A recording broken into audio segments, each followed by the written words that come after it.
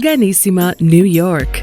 Your exotic skin, hair, and beauty source, and your one-stop shop for all your natural and organic skin and hair care, featuring authentic organic Moroccan oil and prickly pear seed oil and much more. Bringing you only the best, straight from the source and proudly produced in the USA. So what are you waiting for? Shop today at www.organissima.com. Organissima, New York. Your beauty is our duty.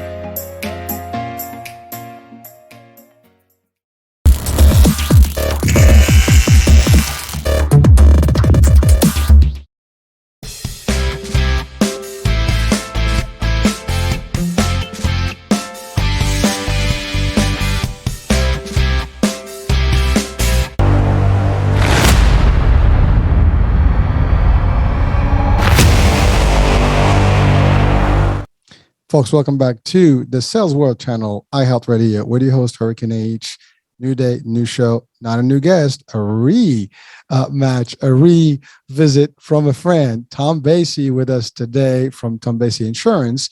And last time we had the general talk about Medicare and some Medicare products and service, who qualifies and things. Today we're going to have we did talk about that the last time, that we'll come back and discuss some more. And actually, we had a great exchange. A lot of people actually viewed the show, listened to it. They enjoyed it. And I was actually very impressed with Tom. Tom, I mean, we're in the same world. And from an insurance perspective, you did a great job the last time. So I am so happy to have you back. Welcome back, Tom.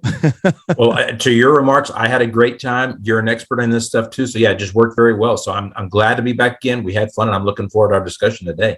All right. Same here.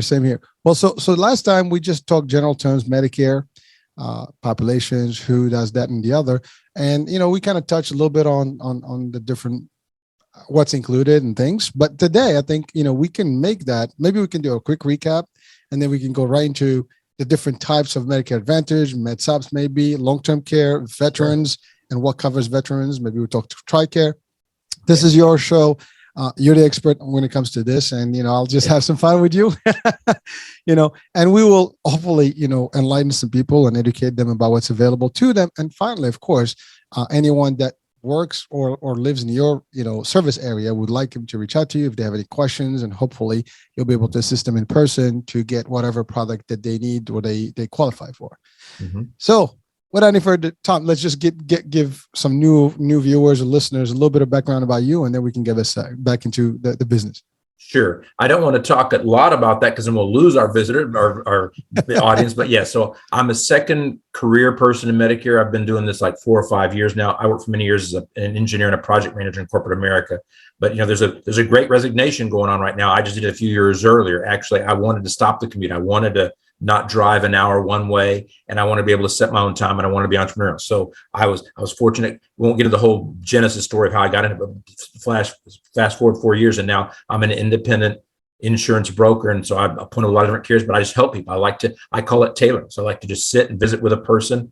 And I'd like to think I'm unbiased because got a lot of different carriers. I don't care which carrier they go with. I don't care which solution they pick. I feel like my job is just to educate, explain to them how the different solutions work, and really which one should they go with. Sometimes they ask me, the one, sir, madam, you should go with is the one that you like the most, the one that feels most comfortable. So that's me in a nutshell. Thank you. That was quick. That was a good one. A quick brief. But so I want to just to touch on one thing. That's an excellent point you made about you're not favored in one versus the other. All the carriers are the same. And really that's true.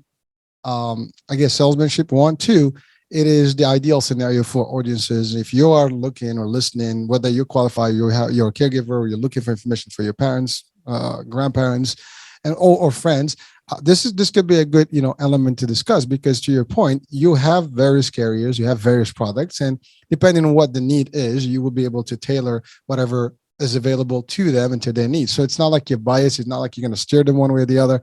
So to assure everybody, that's one of the advantages of being a broker. You have the ability to sell different products. So you're not in a what do you call it, a pressure of pushing one plan versus other. People get to choose. You just have to spread all that buffet menu in front of them and let them select. It's like a la carte business. Pick what's good for you. So I love that concept, and thank you for highlighting, because that's a big deal. And I think a lot of people sometimes get either annoyed or scared, or maybe even kind of not sure because they're skeptical. Because there's so many things going on in this world, then people are not sure. Like, well, you have to be biased. You're selling this product, right? In your case, you sell multiple products, and whether Medicare Advantage, you have other lines, MedSubs or Medigap policies, and you have other things like long-term care policies. I think you might even do some life, if I'm not mistaken. Yes, correct. So you do a little bit of all. And so for folks listening, watching, I mean, these are things that you need. I mean, at a certain point of life, you have Medicare, you need options, and Tom can help you with those options. If you need long-term care, you need options, and Tom can help you with those, options. If you are a veteran, there are products that can work with your VA and your Medicare as well. So, Tom is an expert in all those things and can help. And so we talked general about licensing, about how to become brokers, career changes last time. We talked about the products and the Medicare in general. But so now let's talk about, the different types of Medicare that there are in terms of what's available to them, just as a summary, and then we can deep dive into specifics. Okay. So number one, great point. I do like to clarify for everybody, Medicare by itself is really healthcare that you get from the federal government. So that is provided to you once you turn 65, or perhaps if you get disability, you get on earlier. But Part A and Part B are health insurance from the government. And Part A is hospitalization, approximately. It's an oversimplification, but I'll call it that. Part B is outpatient, doctor visits, testing, anything that's not done in the hospital. But you can get that from the government. You do have, typically Part A is already paid for when they're taking FICA tax out along with Social Security. Typically Part B, you have to pay for that. So many people starting Part B this year, and they're paying $170 a month for their Part B. So you get Medicare, and that's fine. It's created from the government. It's a red, white, and blue card and self-insurance. There's a couple of challenges. It's not perfect. Number one, there's no medication coverage there. That's one shortcoming. And then number two, there's no out-of-pocket maximum. So God forbid, if you have to go to the hospital multiple times, the bills can kind of keep adding up and adding up. So what I spend a lot of my time doing is educating people. There's the traditional option. I'll call it option one. Get a Medicare supplement and add a drug plan. A Medicare supplement doesn't have drug coverage, so you need that supplement. You need a drug plan as well. And as the name implies, it supplements. That is, it pays for the stuff that Medicare doesn't, because there's like approximately $1,500 hospital deductible it'll pay, and there is a daily rates if you go to the hospital. And then there's Part B if you're going to the physician out there. There's a couple $100 deductible. So they've got all the major carriers, the health carriers that they'll offer these Medicare plan supplement plans to help cover those out-of-pocket costs and or put an out-of-pocket max on it. That's great. And then, like I say, it doesn't cover medication, so you can get a drug plan. If you need to, you can get a drug plan from one carrier and the Medicare supplement from another carrier. That's one of the simplest example of tailoring. Often I'll do that because whether it's one medication or whatever the number is, 10 medications, sometimes depending on what I like to do is shop it. So I'll show someone different carriers and different retailers near them what their list of medication it costs. And so that's the way we do it. So that's option one. You need to understand it. There is a new alternative, and it gets a lot of play on the air, and it's polarizing. Some people really disparage Advantage plans. Some people love them. I think both sides are good. The traditional Medicare supplement and the Advantage plan. I just think you need to understand and pick whichever one works for you. Advantage plans, that's the thing. A lot of them, there's a lot of celebrities hawking them. And basically, I will contend that everything those celebrities say is largely true because it's a regulated industry. And so they will talk about potentially a $0 premium. Potentially, you can get one of those plans from a major carrier for $0 a month. And it'll have some dental, and it'll have some vision. It'll have the drug coverage included. It may or may not, depending on where you live, have transportation benefits or post-operation meal benefits, maybe a $0 gym membership. So they sound great. That's what they stopped the advertisement right there. Then they like to mention, however, if you go to the hospital, so it's not all $0. If you go to the hospital, maybe you'll pay $100, $200, $300 a day for the first 5 days or so in that. If you go to your a primary care physician, they're network based, the Advantage plans, then it'll be a $0 copay. If you go to specialists, maybe it won't be a $0. Maybe you'll pay $30, $40. And so that's the thing. There are pros and cons. I won't dive deep unless you want to talk more about that. But that's, to me, option one versus option two that everybody needs to understand is, am I going to go the Medicare supplement plus drug plan, or am I going to do the Advantage plans? And there's pros and cons each. Sit down with a professional, let them explain it to you, show which plans are available in your area. Then you can make your decision on that.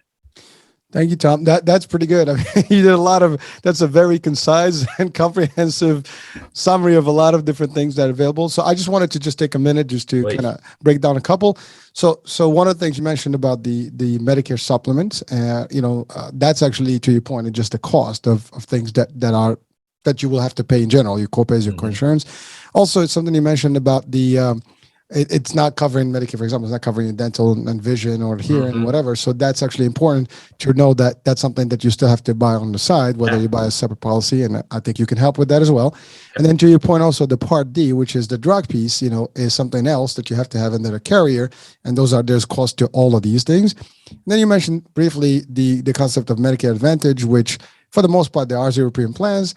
But again, the way it works is very simple. If there's a premium, there's low copays. If there's no premium, there's high copays. So that's how you take what's good for you based on your health needs at the time. Because I mean, today I'm be healthy. I may not be needing a hospitalization. So maybe I'll take a zero premium and not worried about the hospital. But if I am actually more frail, I might want that just one in a policy where I pay something, but I can go to the hospital without having to worry. And to your point, you mentioned something about the regular original Medicare. We have a deductible of $1,500 or so. And then if you have a Medicare Advantage plan, you'll have to pay day to day. Typically, a hospitalization is about 3 days. That's just the average. And then you usually go to some sort of rehab, and then you don't pay for the 20 days, whatever after that. Most of the plans do that. But then to your point, at that point, then the numbers will start, either moving one way or the other. If you go 3 days and it's 300 days, not 100, you're still ahead of the game. But if you get into 6, 7 days somehow because your case is worse, now you have. Now, one thing is on the Medicare Advantage, you do have maximum out of pockets for medical. Yes. So that includes that. So there is a somehow something like almost a fail safe. So if you really are bad and you have some catastrophic, scenario, well, you do have the maximum you will ever pay on an annual basis, which eventually at the beginning of that year, you would know what's the worst case for you. And then you can gauge whether that makes sense or not. So I just wanted to clarify those, because again, for some people that maybe for the first time hearing the show, they'll be like, whoa, that's too fast. Too many things going on here. But the fact is you have options. I thank you, Tom, for saying that. You have your basic Medicare or original Medicare. You can add that to your point with a carrier with a Part D and a MedSup. And the MedSups are regulated too. So they're basically standardized throughout the nation. Doesn't matter where you are. There's like an alphabet, series, and you pick one that makes the most sense. But to your point, for the most part, it's not benefit driven, it's cost driven.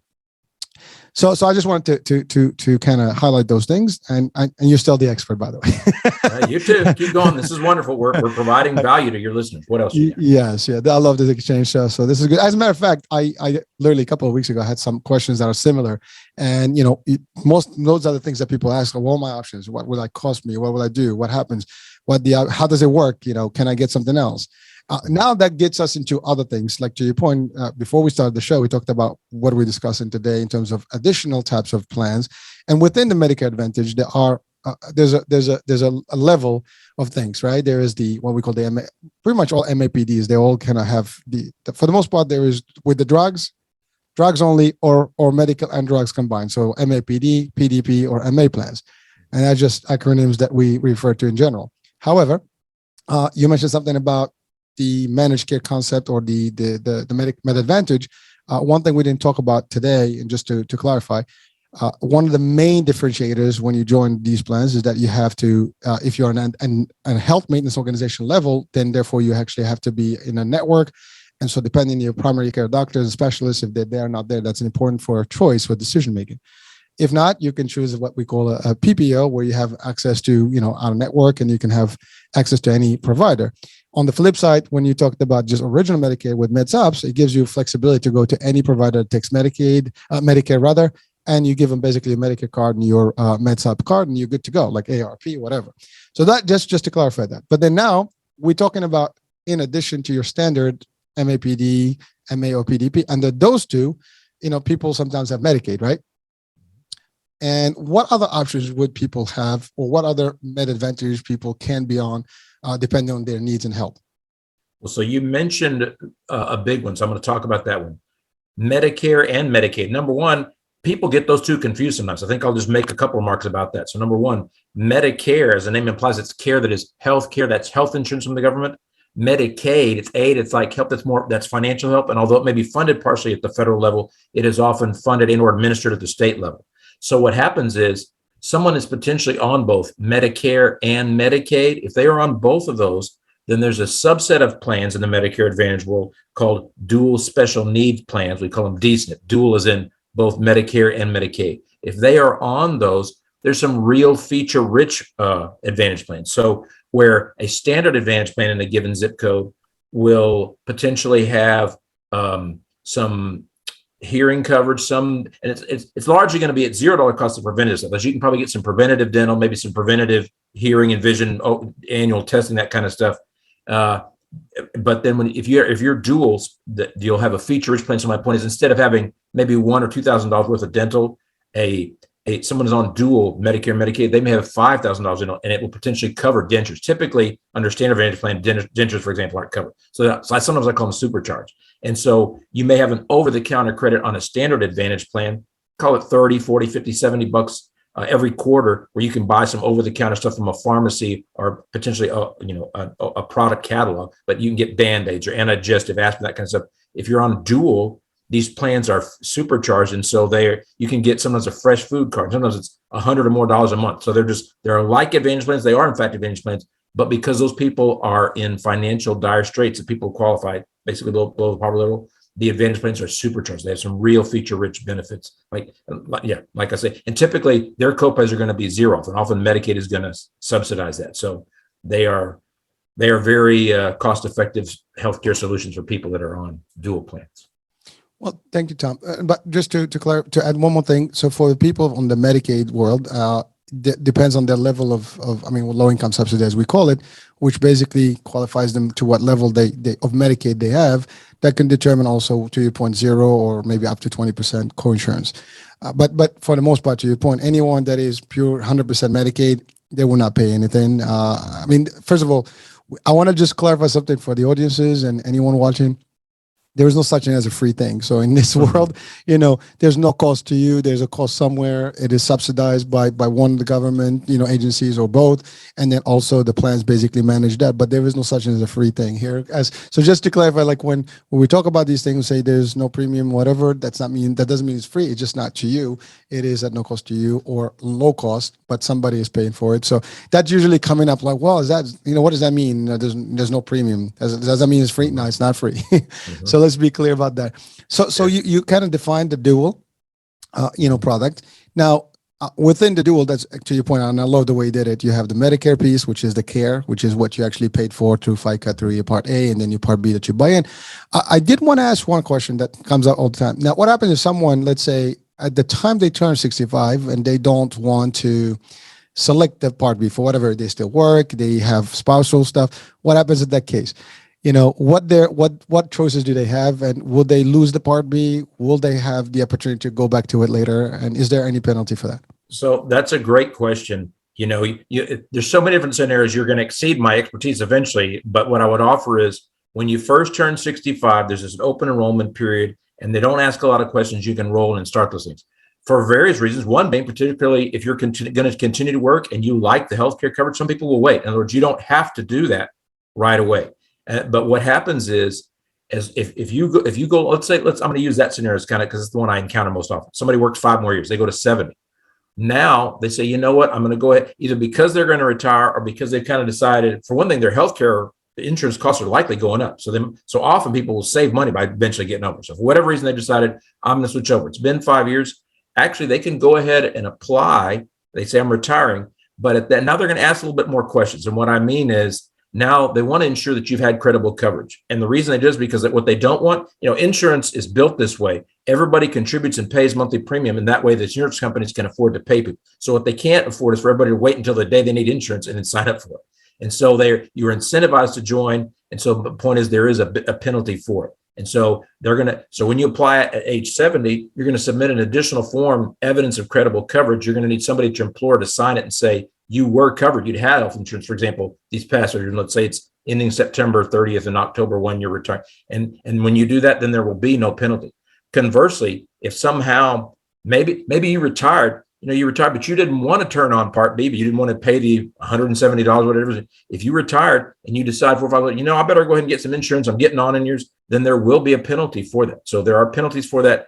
I'll stop there in the event you want to elaborate, and or there's a separate penalty kind of for Part D, the drug as well. But let me just stop there. So I've responded to the first part. You feel free to remark on that or guide the conversation.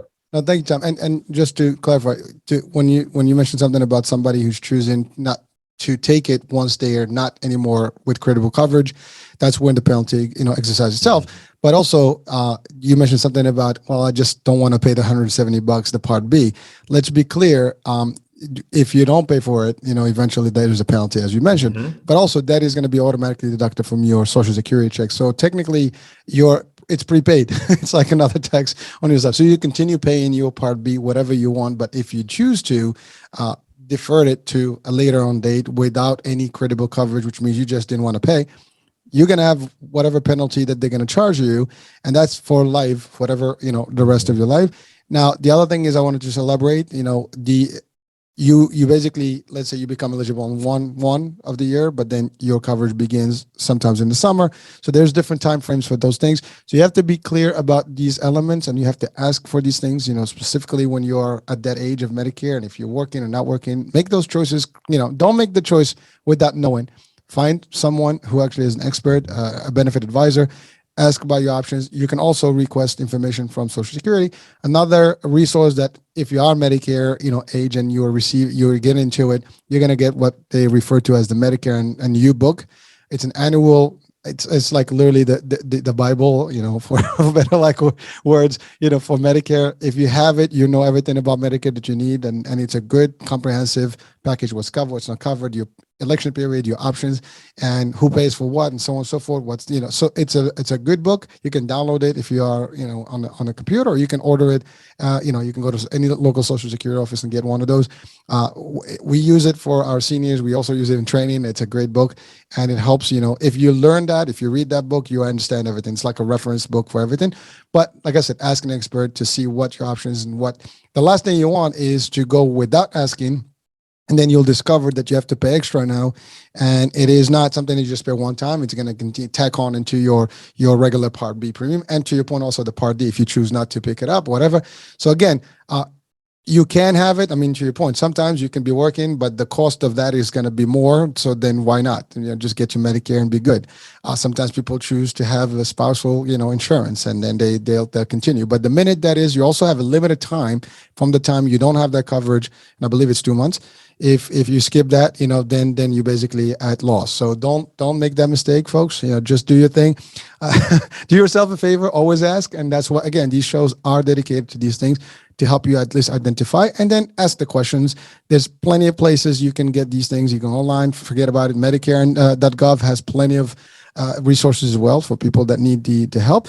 But one thing that Medicare is not going to give you, I mean, you can enroll online with them. So they have actually this site where you can compare plans automatically and just enroll. What I've noticed, most of the people that do that enrollment there, they have some sort of a gap in their enrollment, and therefore they need more help after they submit their, forms.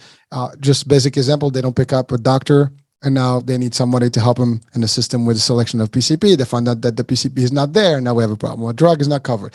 So again, you have options, but know what needs to be done. It's always good to look at that, see what you want, then maybe consult with an expert such as Tom. And then basically at that point, you can have both of our worlds, and you can make an informed decision, and you don't make a mistake, and then you're happy. The other thing is, that you're going to be locked in some periods of time, depends on the type of coverage you have. So we're talking about just standard Medicare without a Medicaid. Then basically you have an annual time. You mentioned something about the annual election period, or AEP, which is usually October 15th to December 7th. So that's your main annual, time where you can make a move.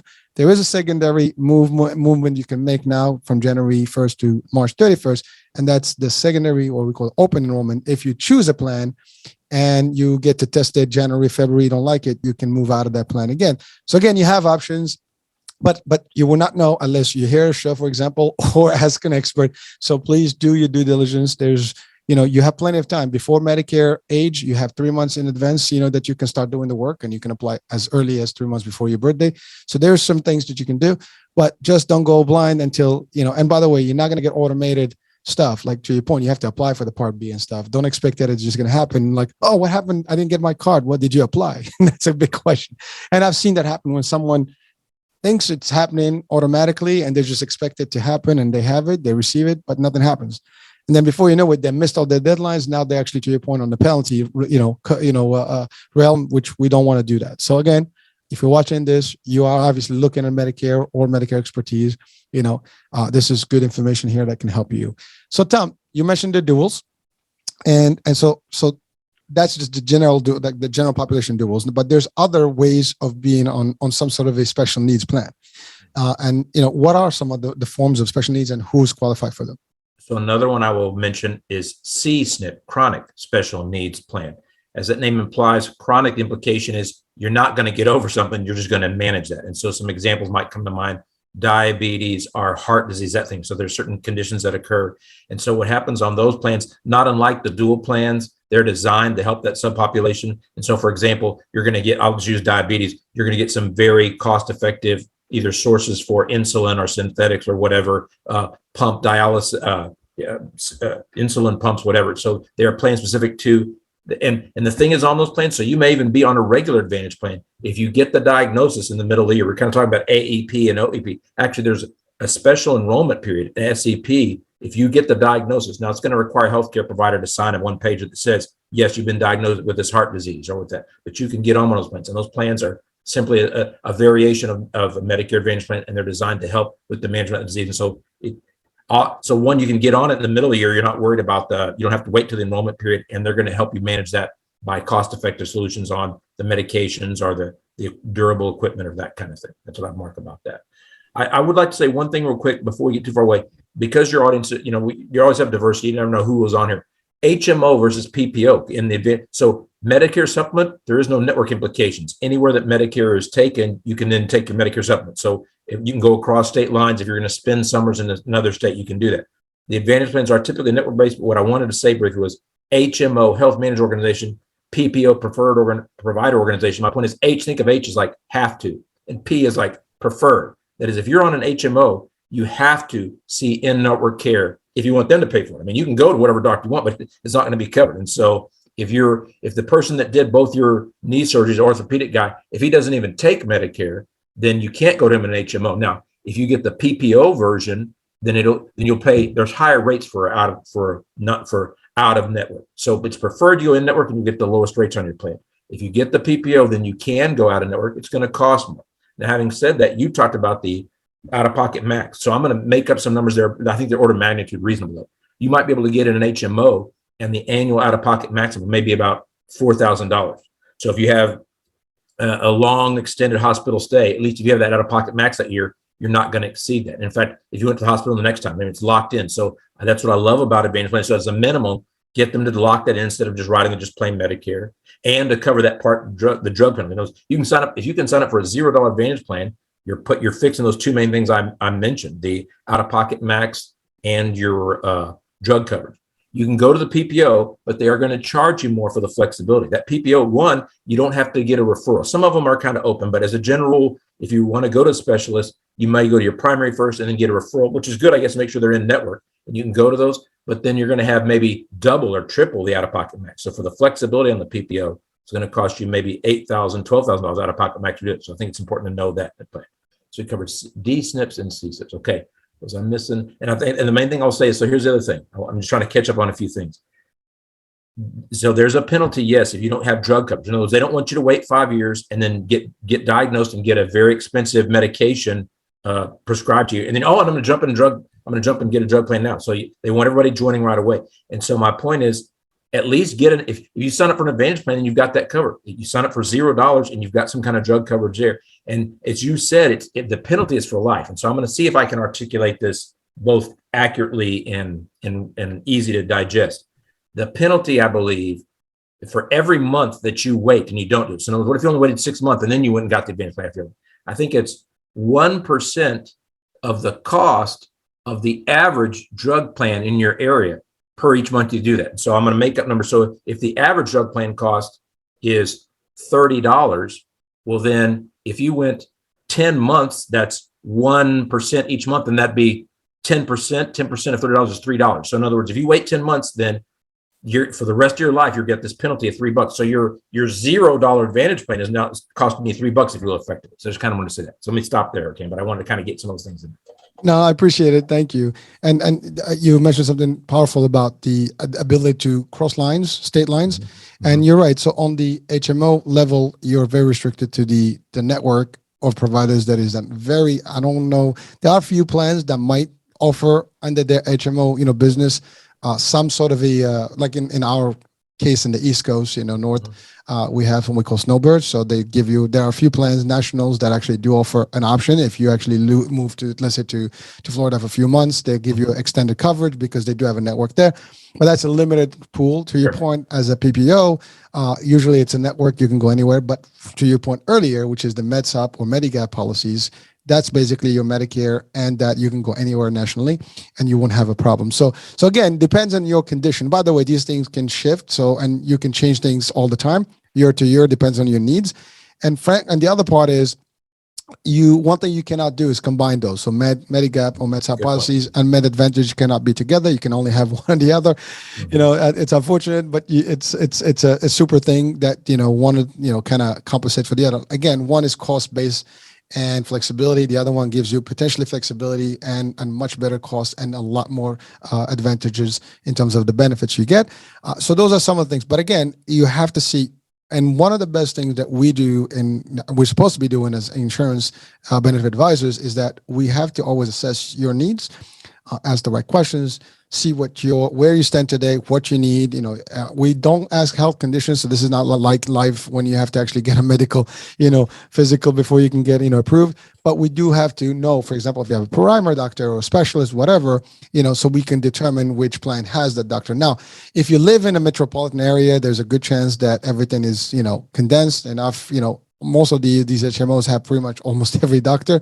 But when you live in more suburban areas and rural, you're going to have less of that. So the PPO option is usually something that you want. And again, there's premiums versus no premiums. You also have to look at that. If you have enough. Now, if somebody who can pay, let's say, $150 a month and get, the advantages of whatever that plan is offering and save, let's say, good example. I'm gonna use your example when you give some numbers. If you have, let's say, a specialty, let's say you're diabetic, and we're not talking about CSNP here, we're talking about just a regular Med Advantage. You happen to have some drugs that are costly and they're recurring, and you have to see a specialist twice a month. And it's, let's say, $40 a specialist, so that's $80. And there's a plan that gives you $50 premium, but $15. So you add the numbers and then you see whether that plan makes sense or not. So again, you have to add it up, dollars and cents, literally, to see what you get from what your opportunity is. And then that's it. You did a great example with the Part D. If you're going to pay zero and then now pay $3 every month extra, why? And you can have that from day one and don't lose anything. By the way, if you don't use your coverage, nobody's going to complain. Just know this, you have it. When you need it, it's going to be there. Now, another thing on Medicare Advantage that I would just want to highlight is the word Medicare Advantage not only is giving you the extra, but also there's a whole managed care concept behind it. So you have teams of, folks that can help you. If you're straight up Medicare, original Medicare and MedSup policies, well, that's just basically a credit card for your health. So you can pay, but there's no management, team, a health management team or healthcare managers that are going to be dedicated to you. When you join one of those plans, whether PPO or HMO, you're going to have a dedicated team of nurses, and even some plans have physicians within the plan, medical directors that actually can agree, disagree, authorize, and things like that, and give you some special, access to certain things that you might need. Ultimately, the plan is an insurance company. Yes, most of them are for profit and they want to make profit, but understand something, that they get subsidized, they get paid by the government, and they have X amount of dollars that have to maintain your health, accurately and give you the best they can. There are a lot of metrics. The Center for Medicare and Medicare Services is really the government agency that regulates, but also that pays for these things. So therefore, it's a federal, finance, and there's so much scrutiny and there's so many things. All these plans have star ratings. And these star measures are very, very difficult to meet. And you have to actually really be as good as you can be to actually reach the higher star level. The higher you have as a health plan, you can do more. But then the reason I'm mentioning this is that these plans have to work hard towards your healthcare. There's preventative things that they actually put in place. If some plans have diabetes, things they want you to see your doctor. If you're a lady, they want you to do your mammograms, your pap smears, all the stuff. So they want all these. If you're at a certain age, prostate, examinations, they even have incentive for these doctors sometimes that participate to help to make sure that you get the care you need. So I understand that you have a dedicated clinical team, and some plans even have social teams, social workers teams that help you in different, reasons, to help you through your health, so you don't have to sometimes. And we're going to get this will probably get us a good segue to the long-term care piece. But if you need more, some of these plans can offer these options for you that we're going to talk about in a second here. And then that can even give you more enhancement to your, house, whatever you need, maybe handicap access, whatever. So the point I'm trying to make is that you have so many options and they're all geared towards your need and care. And there's so much regulation behind it that you should be happy. You cannot be messed up with. Let's be clear. However, education is key. Make sure you know what you're signing up for. You don't just sign up for things without understanding what your agents out there. Make sure you actually give the right information. Don't just kind of skim things around and people actually are misrepresented or misunderstanding things. And then they think, oh, I thought I'm just, like you mentioned something about over the counter, drugs and vitamins and things. So that's a big thing with the dual. So the people, you have Medicare and Medicaid, you get this advantage piece. And now guess what? You have $150 a month worth of vitamins and Tylenol and even toothpaste. And then to your point today, now even food, you can get a food, allowance every month. You can go to a local Stop and Shop or whatever and be able to, or Winn-Dixie's, whatever, and go in. I don't know if Winn-Dixie is still in Florida these days. I'm not certain. All right. So you go to one of those, places and you actually get, up to whatever that allowance. So there's plenty of things, but understand, don't sign up just for things because it's going to be as a carrot to you. Make sure that everything else is in line with your needs, because that's the biggest problem we encounter as health plans is that, the representative is telling one thing, the member has different expectation, they go somewhere. The doctor may also be like, well, I don't like this plan. That's another thing that happens sometimes. Why did you sign up for this? You need to move to this plan. They're not supposed to do that. But as a doctor, they care about you primarily, but also sometimes if they're not going to get you mentioned something about referrals and authorizations. Some plans have ease of these processes and some others can be more difficult. So doctors don't want to be spending 2 hours to just get an authorization for you in the process. So therefore they might just ask you to eventually change the plan. So again, ask for these things as you are talking to your agent. Make sure your broker, make sure you have the right questions. And so I'm purposely putting those up. So if you're listening, take notes and then ask those questions. And by the way, there's a lot of resources in there what to ask, for. And then if you get all these things and you understand them, and if you're not clear yourself, maybe your children, your caregivers are available with you. Have someone representative with you that may be more able to ask the right questions and get from you. So again, not to scare folks. It's a smooth transition. It's an easy process, but there's just so many, options for you and so many things that you need to know before you make that signature on that dotted line and join a plan. That was me. So now let's talk about the other forms of Advantage plans. Okay. So another one that comes to mind is specific for veterans. Okay. So you were talking about MAPD. Well, MA. And so I'm not going to mention carrier names, although I love the major carriers. As a general, there's people who hate them. There's always going to be someone who hates them. But as a general, these big companies, they're big for a reason. As a general rule, they take care of people and actually they have a brand to protect. So I find they want to get the 5-star. So they try to behave themselves. They try to service people well, both the beneficiaries and the agents. So I actually like those carriers. What I would offer is rather than say their names, I'm going to say there's a an MA plan to support veterans. One of them is called Patriot. One is called Honor. One is called Eagle. And they name these plans, these things. And these plans are a form of Advantage plans, and they're designed to play well with TRICARE and or TRICARE for life. And the veterans folks will know that's their health insurance stuff they get. And they're not all the same. There's variations on it. I won't get into the details of CHAMP and CHAMP for life, kind of if you're the spouse of a permanently disabled or someone lost life in duty. But bottom line is the good news is these same carriers that provide these $0 plans to a lot of people. If you're a veteran and sitting around and you have Advantage envy because you see the stuff on TV and you go, I'd like that. There are some plans available and I would encourage you to look for those. And so what I would offer is you can keep your VA TRICARE stuff. You can potentially sign up for one of those plans. It'll potentially, like the other ones, be $0, and then you'll get some of those benefits. For one thing, you don't have to go to the VA for a dental service. Maybe you can go to a dentist in your area. Maybe you can get the $0 gyms. You don't have to go to the PX. And so there are plans that are available. And I like the fact, we need to take care of our veterans. So I like the fact these carriers are doing it. So even though you have TRICARE for life and you're a veteran, you can get some of these plans. As a general, they don't have the prescription included. You'll continue to get that from the VA, for example. But there are plans that are, let me see if there's anything else. Oh, another thing, here's another thing. There are plans that do this that aren't veterans, but I like to remark about it here. And that's the much sought after Part B give back. People hear about that. So some plans give this, and I like that they do this for veterans. And sometimes you can find a plan in your neighborhood, even if you're not a veteran, MAPD that have this. And as the name implies, so you're paying, let's say for discussion this year, if you're paying $170 a month for your Part B, some of these plans, and like I say, if you're a veteran and you find one that does it for you, I like it. They'll give you $50 back or something on that. I like it. So there's a financial thank you, I would say. So I like to mention that. Let me stop there, Hurricane. Is there something else you want to ask or talk about that, or want to remark on those? No, I appreciate it. Thank you. As a matter of fact, I was hoping that you would mention something about that part, the give back, because that's a big deal, and some plans do offer it. But one thing you mentioned, very important when it comes to the VA, folks, and the TRICARE. This is a question that comes up all the time. Well, if I have the VA business, why do I have to get into something else?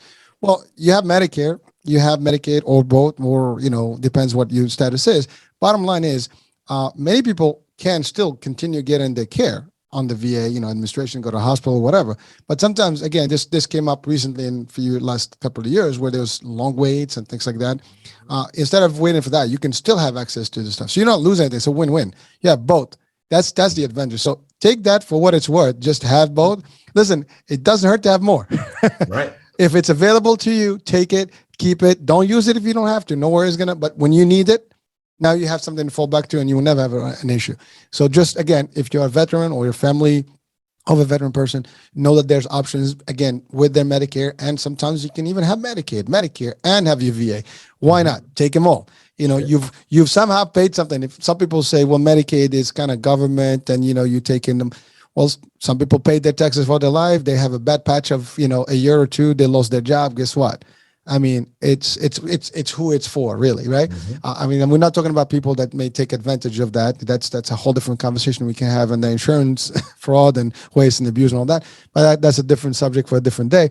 But really understand that this is something that you work your life, 30 years, whatever, and all of a sudden you have 2 years of no income, whatever, something happens, your company laid you off, whatever, and you can't get back into the whatever status you had. And you might be needing some health coverage. It's not welfare. That's another thing, just to be clear. Welfare is a broader, terminology. And, some people often kind of put those together in the same bucket. While if you're on welfare, you can qualify for Medicaid, doesn't mean that you're Medicaid, you're a welfare, recipient. So again, some just clarifications that typically people kind of frown upon and they get excited about. So I just wanted to clear that as well. Now, you mentioned the CSNPs. We talked about DSNPs. We talked about the TRICARE, VA, and options. What about iSNPs? Now, again, we're talking about codes here. So iSNPs is institutional. Yeah. But candidly, I don't have a lot more to offer on those. I have not done a lot of those plans. I recognize those exist, but I don't want to go down that road a lot and talk more. But what I would offer is not unlike that. So those are designed for people who are in institutions, for example. And so if you're living in a nursing home and your care comes through there, but I personally don't do those. I would encourage you to make some remarks for the listeners. I don't have a lot on that. I think you covered it all. That, as the word says, it's if you're going to live in an institution and you can pick one of those plans and they have the benefits that will satisfy you while you live in those residences. So it's a little bit of a different. It is and the Medicare and stuff, but again, same way the CSNPs covering your diabetes, your cardio, or maybe like HIV. Those are some of the common ones. But in this case, if you are in the institution, this plan will provide you for those things, and so therefore it will be just for you being within an actual premise of one of those facilities. So again, that's the other one. So again, these are just varieties of different options that you have. So depending on your need, you can be on Medicare Advantage, you said, and your diabetes becomes crazy. And there is a plan in your area that is specializing in diabetes, special needs, then you can switch to that plan and get the best for it, right? Still get all the care, but you're going to be enhanced basically on your diabetes needs. Again, I mentioned HIV. They have plans that are specific to HIV, patients, and therefore they actually get the best care that's available to them in that area. So those are things. Now, earlier, you and I think we mentioned long-term care. So let's talk about that. Now, long-term care, there's two levels. There is the private insurance long-term care, and there's the government long-term care, or managed care long-term care. So we can talk about those. So how does that work for someone, Medicare, Medicaid, or not? Neither. Or well, I like to do a couple things. Number one, I want to make this part of the show where I like to throw out some stats and even some definitions, because for one thing, some people think Medicare is going to cover their long-term care needs. So I want to talk about what long-term care is. So we've kind of transitioned. So when you talked about institutional and then Medicare, so Medicare, it is Medicare, it's medical care. So although some Advantage plans actually have a $0 home health care benefit, the implication is someone's coming to your home and doing something medical for you, changing a wound or something like that. And sometimes you can get that covered at no cost. But long-term care, here's where I want to share these stats.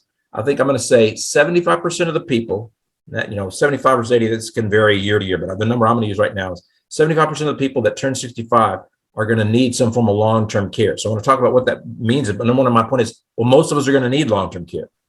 Gender-wise, it varies a little bit. Typically, once a guy gets into long-term care, he only uses it for less than 3 years. A lady will use it 3 to 4 years. So there's a slight difference there. But what is long-term care? That is, number one, you can either qualify, like if in the insurance world we say for cognitive impairment, Alzheimer's, for whatever reason you can't be left alone, well then you can qualify for long-term care benefits.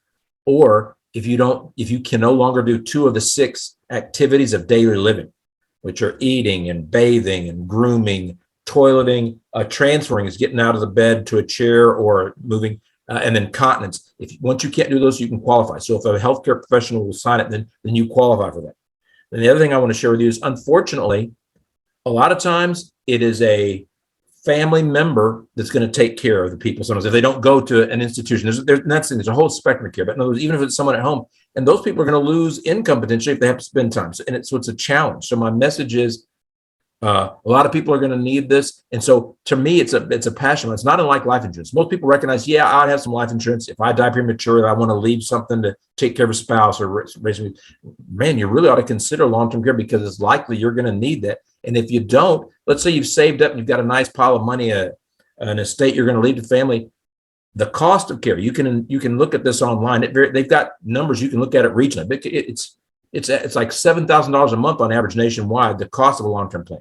So me personally, I've got a long-term care plan, and it is for a dollar amount. And I bought it while I'm in my 50s still. The older you get, the rates get really high. So the younger you are, get in there. And I designed mine at 4 years. I decided I'm going to get, I think it's $5,000 a month for 4 years. If it gets to year 5 and I'm still alive, well, then we're going to have to start eating into the 401k and the stuff that I've saved up for my kiddos. But at least I've done that. So it's really something that I have done to protect my estate, if you will, because statistically it's going to happen. Now, your original question, well, let me say this. There's a spectrum of care. So sometimes you can stay at home. There's a number that says 80% of people want to stay at home. We need to have the monies to do that. So you can stay at home. You can have independent living, assisted living, all the way up to nursing home. If you're living in a nursing home, as the name implies, there's healthcare professionals that's very expensive. So there's a spectrum of care there. And so you want to look at that and get a solution so that you're taken care of.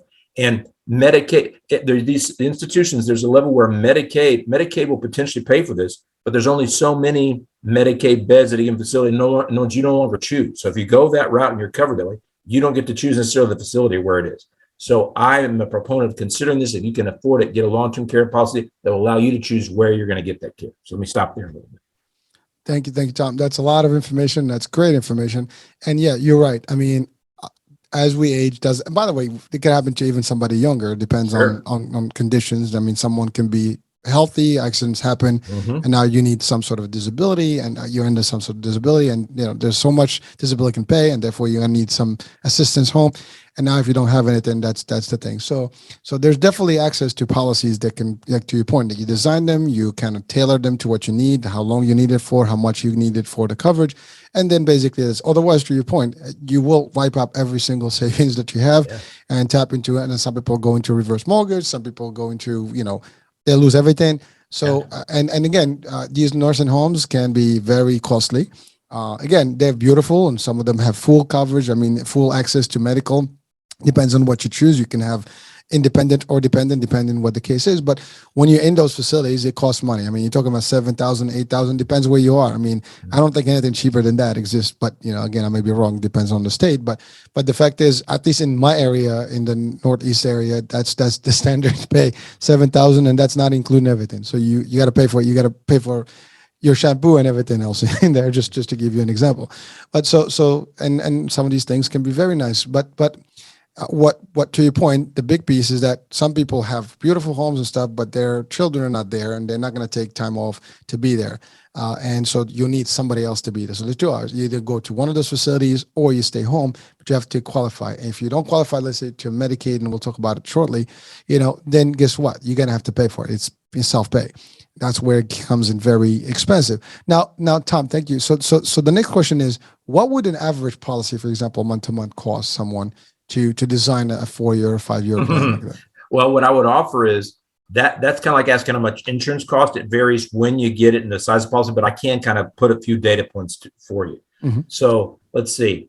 And actually, the other challenge for this is there's a couple of different ways you can do this. You can actually buy a long-term care policy, or you can actually do life insurance and add a long-term care. So in other words, really, then the question would be then, hey, how much does life insurance cost? And then adding on there. So that's even a harder one to answer. So I'll probably just answer this. I'll answer it in terms of just a long-term care policy. So, and then here's the other one for you. So just like life insurance, you can even add riders. So no, there's one thing to say, I want one now for $7,000. Well, the younger you are, I wonder if that $7,000 is going to be enough for you in 20 years. So there are actually you can increment these policies and say, give me a 1%, a 2%, a 3% inflation rider to help cover that. And so it gets pretty complex, but I will say, I'll tell you mine. So myself and my wife is 2 years younger than me, but she costs more because statistically the ladies are going to use it more. So my policy of 4 years, and I believe I'll say it's 4 years, $5,000. Now, this thing it's bought a couple years ago, and it varies carrier to carrier. So it's a challenge, but I want to give you some data. It cost me basically $100 a month. So for $100 a month, I cover myself apparently to the level that I think that's around 4 years. My wife for the same coverage, she's actually $160. She's 2 years younger than me, but I claim that is also statistically because they think they're going to have to pay more. Really, I think the number may be only 2.8 on average. Now, I like to think I'm healthy, and I try to live healthy and exercise it. But my point is, on average, I think guys only last 2.8 years, or they only use it. But I've got it for 4. So the data points I'm sharing is that. But the other thing is, we bought that when we were 50s. I have a family member who I'm shopping at. She's already 65. No, it's multi-$100. And then I have another family member who didn't want to address it until they're 71. Actually, some of the carriers have a max of 70. You can't even get in there before then. And it's looking at 1,000 and above. So it gets expensive. What I haven't done a lot of quoting of is 40s and 30s. But like I'm saying, it's kind of intuitive. You're paying for it. You have more time to pay for it. And so the earlier you get in, the cheaper it is. But so the data point I gave you a couple in the curve is around $100 for somebody in their 50s for 4 years worth at $5,000 is a data point. Thank you. So question comes to mind. So if I buy now, let's say as an audience, today, if they decide to purchase a policy today, they'll keep paying for that policy until the point they need it, right? Okay. And then once it becomes active, they no longer pay, or they continue paying. Well, it can even vary. And in fact, so that now we're getting into there's some complexity. But as a general rule, you can say it'll stop and it'll keep paying. But believe it or not, you can actually turn on care and then turn off again. So that varies policy to policy. In fact, there's even different ways to fund it. That's a thing. I don't know that I want to cover this at this level, but the answer even varies whether you're getting a specific long-term care policy versus going to a life insurance solution and adding the rider, or even they'll call it a hybrid policy that kind of it acts in between the both. So the ways that you fund it and when you do can vary actually. In fact, you can. So that's the thing. I can design certain policies and say, hey, you can start now and you can pay it for 15 years, or you can pay it till you're age 65. There's different ways on when you can actually build it. So the good news is it's flexible. The bad news is it's complicated too. And so that's why we do illustrations. I talk to the person, I tailor it and parameterize it, and it'll generate a 15-page PDF file we can look through, and it'll show the tablet. So you can see when it does and doesn't grow. There's cash value options. And that's the thing. What if you have you can combine these. Let's say I've got a long-term care policy, and then it'll pay 4 years, and then there's a death benefit as well. So they're full-featured solutions. And by the way, I appreciate the answer, because to your point, it was not so much to give us the breakdown, but the idea is that, it will vary. Everything is tailored to your needs. I guess like everything else, you have to know what you need, how you want to, kind of execute on it when you get to that point, and when. And then, of course, there's different policies that, the agents can help you with. And again, that's why we have Tom here, is that if you do need to get to that level of detail, he can actually work with you individually and see what your needs are, how you're going to, cut it, what options you have, what carriers, do and when. And then to your point, you can put it into a rider, you can keep it as the primary, you can have one side by side, you can do all kind of things. You can do it where it continuously pays until the end. And so many options. But again, that's the purpose, but know that it is there. It's for you, and it's needed. And at a certain point in life, it's going to be needed somehow. To your point, as best as we get older, sometimes walking can become hard. Climbing the steps, can be hard. Showering or taking a bath can be a difficult task. Things that we take for granted today, we don't know until we get to that point. And by the way, there's no such thing as an age, limit. I mean, we consider aging is what gets us there, but again, you can be healthy and get into a problem. So just consider those options. Know it's available. So that's the actual long-term policies. And that's basically a policy you buy in addition, to whatever health coverage you have that compensates for those needs. To your point, Medicare will only give you home care, if you are coming out of hospital rehab and up to a certain amount of hours maximum, and it's only a period of time. And once you're back to whatever your status, that's the end of it. It will not cover more. As a matter of fact, that's under the Part A of Medicare, but again, it is very limited. So don't think it's Part A covers hospital, hospice, home care to a degree, and also like blood, and that's basically, and skilled nursing facility, which is the rehab if you need it, and that's really what it falls. But at the end of the day, those are not your best options when you actually really need real long term. And again, I had a few shows before where we talked actually, Tom, about different methods to kind of finance for these things. So we talk about reverse mortgage with bankers, and they have programs specific. Again, it's very tricky. There's so many ways, because that's the biggest question is like, well, how do I pay for this if I get there? The best way, to your point, is investing in it early on before it's too late, because you get to a point and it's there. There's nothing you can do. The only thing you're going to tap is 401ks, your real estate, or whatever you have available to you. And now that's when you actually, now if you have any plans for your heirs, that may be a challenge at that point. so that ties into other questions, maybe trust, and estate, plan and all that. So there's so many things, but buying a policy for yourself, just like buying a life insurance, has merits, depending on what you think. Some people may be for or against it because of whatever reason. It could be religious, could be just moral. I'm not going to care. I don't care about my kids and let them do their own thing. Whatever the case, that's up to you. But know that these are options, and, you need to consult, need to make sure that you know what you're asking, what you want. And sometimes you might not even know what you want until you talk about it. Then you start, oh, I need this. It's like you go to a car dealer, and you start like figuring like, what you need really, because you don't know what you want in your car. And then they say all these options available. I want it. And again, we're talking health here, not vehicles, but again, it is something that is tailored to your needs and whatever it is. Now, today you might think I only need somebody to come in and maybe help me walk out. But then when you get there, things could be worse and you don't know that. So if you plan for the worst, you're always going to be ahead. So again, those are some options. So I wanted to just shed a light on one piece of long-term care. Now, this is not when you buy a policy. We mentioned the duals, people who have Medicaid.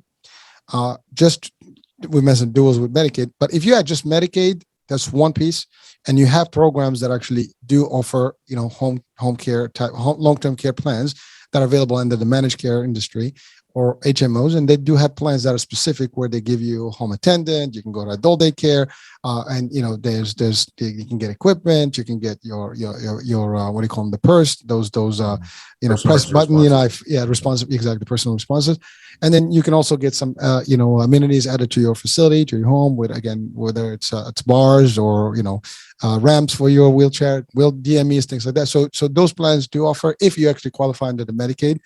If you have Medicare and Medicaid, there's plans that integrate both, so you can actually have all that under one roof, and those are like what we refer to as Medicaid Advantage Plus, MAPS. So you have these options, and then of course, you have the self-pay. But if we were to consider Medicaid versus no Medicaid, the majority of the folks may not have Medicaid, and therefore that's where you actually 90% of the population, or 80% plus, will fall, and therefore you need to be aware that you need to do something about it now before it's too late. And I love what you said. This is not something you plan when you're 71 or past 65. You want to plan ahead, because it's just a matter of time. Now, I know you mentioned something about a male versus a female in terms of what the statistics are, and that's just what insurance. There's statistics and things and trends, and they look at who needs what and where. And again, this is not about a gender. It's just about real statistics. Just like with driving, we have age groups, and they have different driving statistics. The same thing here. Health varies from one person to the other, one age group to the other, and one gender to the other. So there's always that. So again. So great coverage for a lot of stuff we covered today. So is there anything else that we missed actually under these types of policies that you offer? I don't know if we missed anything. I just want to reiterate something. I think that most people on the street know at least a little bit about life insurance. They understand what a premium is, and they understand, even though they might not call it the face value, they know about that, and they understand the need because they understand their own mortality. I think that long-term care is actually something that isn't understood. They don't think they know what it is, and they just don't think about it. But I'm telling you, so it's relatively new. So I am passionate. So you kind of said something, and I'm just reiterating that it's like life insurance, and I think it's something you should consider. So I think everybody should. In other words, I think everybody should at least shop life insurance. I'm not telling you go and buy some right now, but at least go and shop some life insurance. Maybe consider how much do you need in your personal circumstance, because I don't want you to leave a spouse with a big mortgage, or if you have a bunch of kids and they're not be able to go to college because you died sooner than you thought you were going to pay for that. And similarly, long-term care, because that's the thing that what I don't have the stat is on bankruptcy and health concerns, but notice a lot of people go bankrupt because these big health issues hit them, and it eats into the money they've saved. So I'd hate for your listener to have done good in investing and saving and working hard, and they have a nice nest egg built up for their retirement and or their kids, only for that to be consumed. And they live and watch that too. So my message is, please do at least shop and consider long-term care policy, because it's statistically 75% likely you're going to need it. Thank you, Tom. One thing, I know we talked disability briefly. Now, do you sell any disability policies as well, or? I have some limit. I have limited options. Yes, I can't. I do that.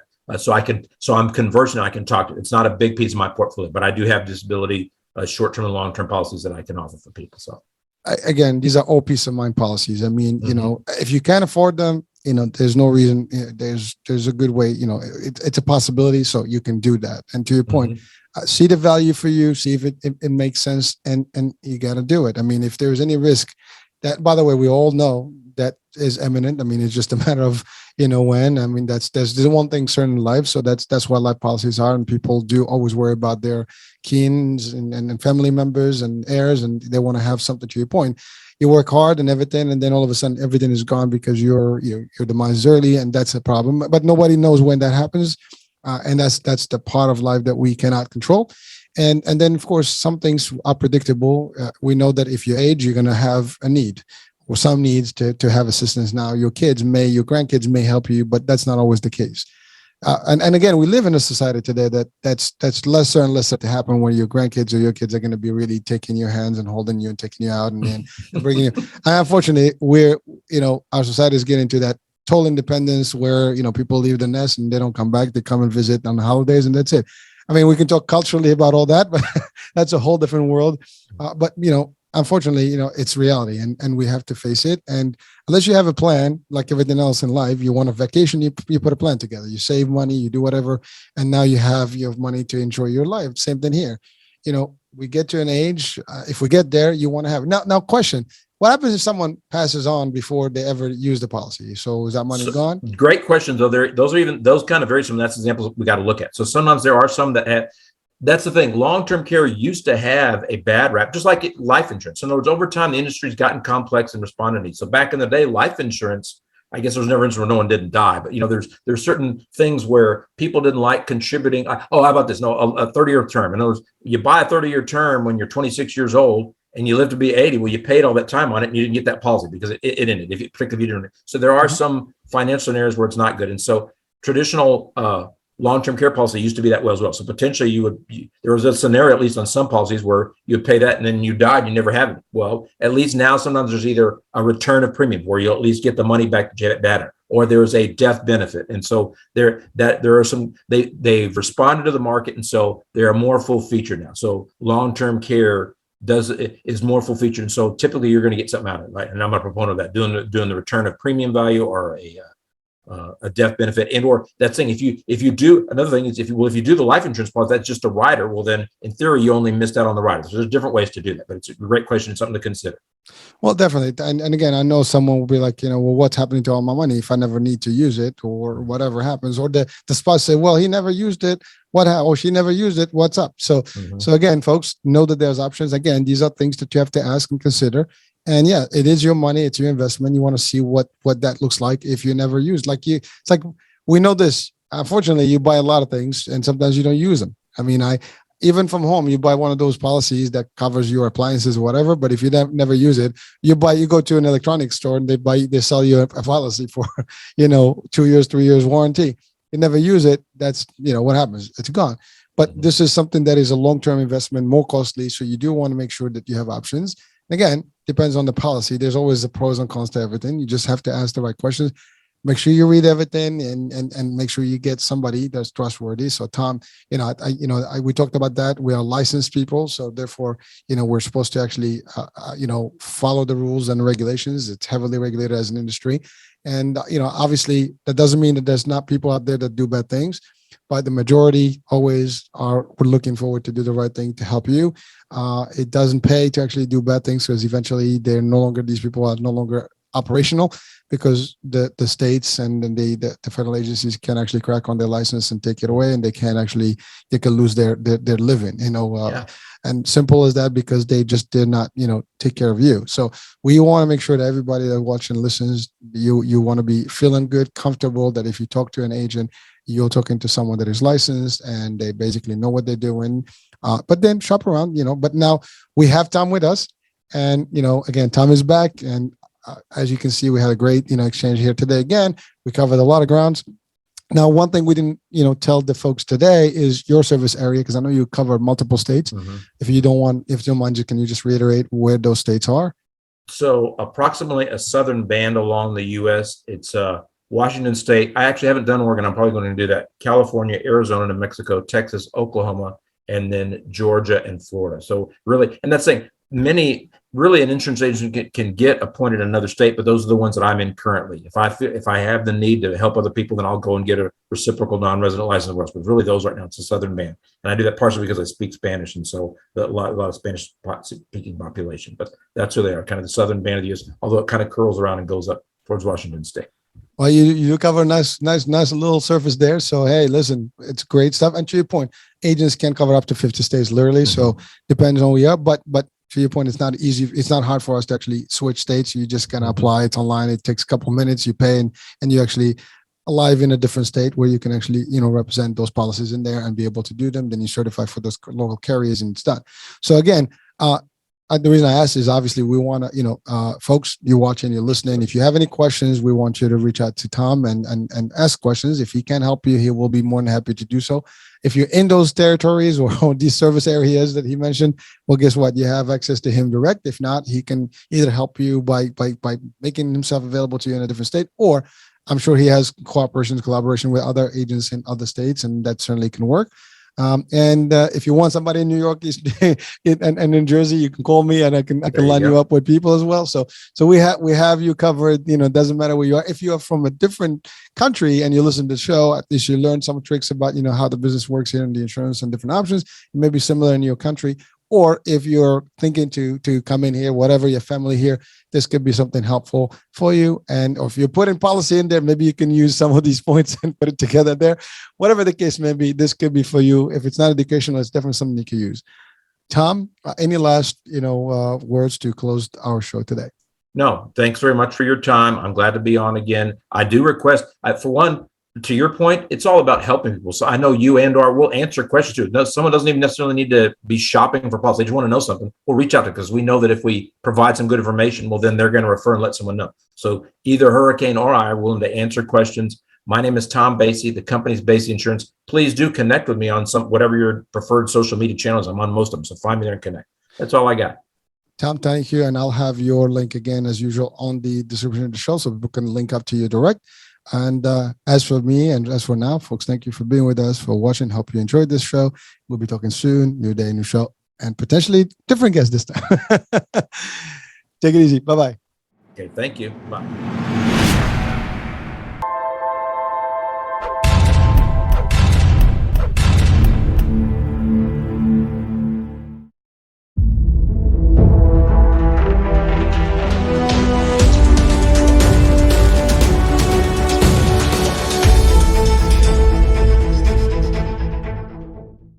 Thank you.